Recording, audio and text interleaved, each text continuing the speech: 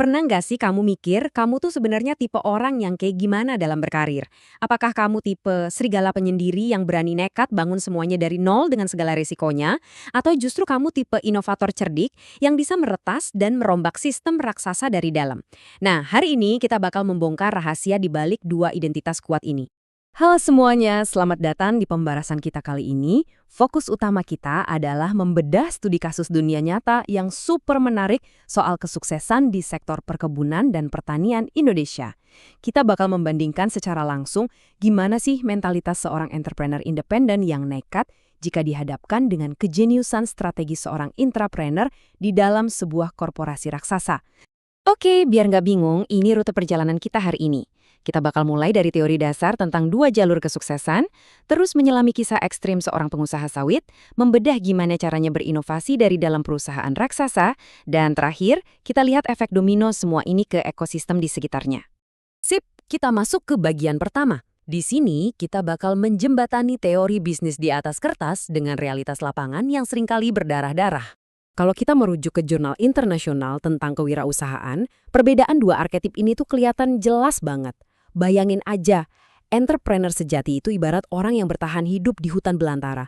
Mereka bertarung dan bangun semuanya pakai tangan kosong dengan sumber daya yang minim banget.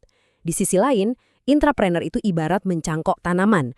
Mereka manfaatin sumber daya, perlindungan, dan uang dari pohon korporasi besar yang udah mapan buat bikin terobosan baru. Tapi ya, ini yang menarik. Biarpun arena mainnya beda jauh, dua tipe ini sebenarnya punya DNA yang persis sama. Mereka sama-sama nggak bisa diam. Ada dorongan mendasar buat terus berinovasi, berani ambil resiko, dan mendobrak status quo. Ada dua istilah kuncinya nih, proaktivitas dan agresivitas kompetitif. Bahasa gampangnya, mereka ini jeli banget ngelihat peluang di saat orang lain cuma bisa komplain soal rintangan. Keduanya menolak untuk nyerah. Kalau nggak punya dorongan ini, percayalah, sebuah bisnis pasti bakal mati pelan-pelan tergilas zaman. Lanjut ke bagian kedua. Kita bakal lihat wujud nyatanya lewat sebuah kisah underdog yang luar biasa dari seorang bos kelapa sawit. Namanya Happy Trenggono. Coba dengerin perjalanannya, karena ini seru banget. Happy ini sama sekali nggak mewarisi kerajaan bisnis. Tahun 90-an dia cuma andalis sistem kantoran biasa. Tapi bayangin, dia dengan disiplin nabung gajinya bertahun-tahun cuma buat satu tujuan, beli sebuah bulldozer bekas harga 500 juta rupiah di tahun 2002. Gila kan? Keberanian nekat inilah yang akhirnya ngebuka pintu buat dapat kontrak buka lahan dari raksasa kayak gudang garam. Kesuksesan awal ini ngasih dia keberanian luar biasa buat keluar dari zona nyaman dan akhirnya berekspansi mengelola belasan ribu hektar kebun sawit. Tapi namanya juga entrepreneur, pasti ada masa jatuhnya. Pas bisnisnya lagi ngebut-ngebutnya, boom, bencana datang. Klien utamanya gagal bayar. Efeknya brutal banget. Happy langsung kecekik utang ke bank sebesar 62 miliar rupiah. Yah, 62 miliar. Bisnis solonya yang baru aja seumur jagung langsung terlempar ke jurang kebangkrutan yang paling dalam. Nah, di posisi yang sangat mencekik itu, pilihannya cuma dua, lari atau hadapi. Dan hebatnya, dia nggak kabur. Happy pakai apa yang dia sebut sebagai karakter pengusaha. Maksudnya apa? Kesabaran tingkat dewa, pikiran yang tetap tenang, dan mental baja buat menghadapi krisis. Perlahan tapi pasti, dia susun lagi strateginya secara teliti, bangun lagi kredibilitas kerajaannya, dan ujung-ujungnya, dia berhasil lunasin semua utang itu tanpa tersisa. Ini benar-benar bukti nyata dari kekuatan sebuah mentalitas wirausaha. Dan asal tahu aja ya, ketahanannya bukan cuma diuji oleh utang. Realitas bisnis perkebunan di lapangan itu brutal banget. Ngurusin kebun itu berarti harus siap berhadapan sama izin HGU yang super lambat, konflik agraria, sampai tekanan dari berbagai LSM. Bayangin, dari 10.000 hektar lahan yang dia punya di Mesuji, dia harus rela ngelepas 2.000 hektar buat masyarakat sekitar. Kenapa? Ya demi meredam konflik sosial, biar sisa lahannya bisa aman beroperasi. Ini adalah kompromi dan harga mahal yang harus dibayar lunas kalau kamu mau jadi entrepreneur di lapangan. Oke, kita masuk ke bagian ketiga. Kalau tadi kita bahas perjuangan solo yang penuh keringat, sekarang kita geser ke manuver elegan dan terstruktur di dalam sebuah BUMN raksasa, yaitu PTPN 3.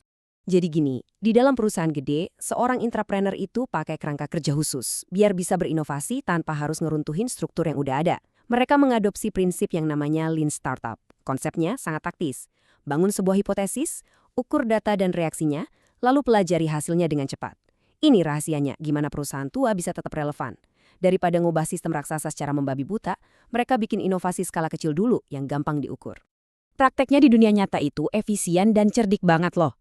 Bos-bos manajemen puncak ngasih wewenang penuh ke tim kecil yang isinya orang-orang dari berbagai divisi. Tim ini kerja persis layaknya startup independen yang menyusup di dalam perusahaan induknya. Mereka bisa gerak cepat, ngetes ide-ide liar, langsung ganti haluan kalau mentok, dan mengeksekusi strategi dengan risiko yang udah diisolasi jadi aman banget buat perusahaan. Ngomongin soal inovasi internal ini, bawa kita ke sosok Muhammad Abdul Ghani, Direktur Utama PT PN3. Beliau ini figur yang sangat visioner. Dia berhasil pakai prinsip-prinsip inovasi internal tadi buat bikin operasional perusahaan jadi luar biasa efisien. Di bawah komandonya yang tajam, perusahaannya ngelakuin optimalisasi portofolio menyeluruh yang ujung-ujungnya bawa keuntungan finansial yang sangat masif buat holding BUMN perkebunan ini. Ada satu pernyataan menarik banget dari Pak Abdul Ghani. Dia menegaskan kalau penghargaan bergengsi yang mereka dapat itu sebenarnya cuma sebuah bonus. Inti utamanya adalah komitmen nyata buat ngelakuin transformasi di semua lini bisnis secara terus-menerus. Jadi, entrepreneurship di sini dibuktikan bukan cuma jargon atau poster motivasi pajangan di dinding kantor ya. Ini udah jadi budaya hidup yang benar-benar ngerombak cara perusahaan raksasa bekerja dan berpikir. Sekarang kita sampai di bagian keempat, memberdayakan ekosistem. Yuk kita turun dari teori-teori korporasi tadi dan lihat langsung apa sih dampak nyatanya buat kehidupan masyarakat di sekitar perkebunan. Sebagai contoh nyata, kita bisa membedah program CSR atau tanggung jawab sosial dari PT Adaro Indonesia di wilayah Tabalong. Mereka punya program bagi-bagi bibit karet unggul ke petani lokal. Tapi pendekatan mereka ini sangat tajam loh.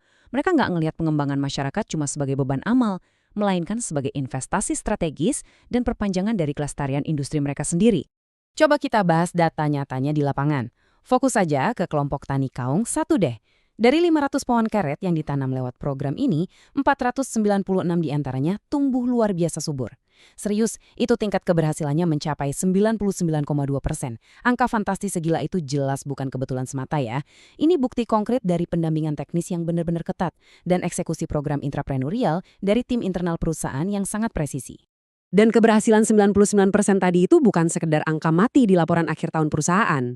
Bagi para petani di sana, pohon karet yang sehat itu artinya lonjakan pendapatan yang drastis. Berkat hasil panen yang melimpah, anak-anak mereka bisa ngecap pendidikan yang lebih tinggi, institusi lokal jadi makin kuat, dan roda ekonomi di desa itu berputar dengan sangat cepat. Ini ngebuktiin banget kalau bisnis dan inovasi yang dijalankan dengan visi yang tepat bakal jadi mesin penggerak buat seluruh ekosistem di sekitarnya. Nah, sekarang pemikiran akhirnya balik lagi ke kamu nih. Setelah kita ngelihat mental baja seorang Happy Trenggono yang bertarung dari luar sistem, dan juga manuver cerdik dan strategis dari Muhammad Abdul Ghani yang merombak sistem dari dalam, kira-kira pendekatan mana yang mau kamu pakai buat mendisrupsi karir kamu sendiri? Keputusan sepenuhnya ada di tangan kamu. Terima kasih udah ngikutin pembahasan mendalam kita kali ini, teruslah semangat berinovasi, dan sampai jumpa!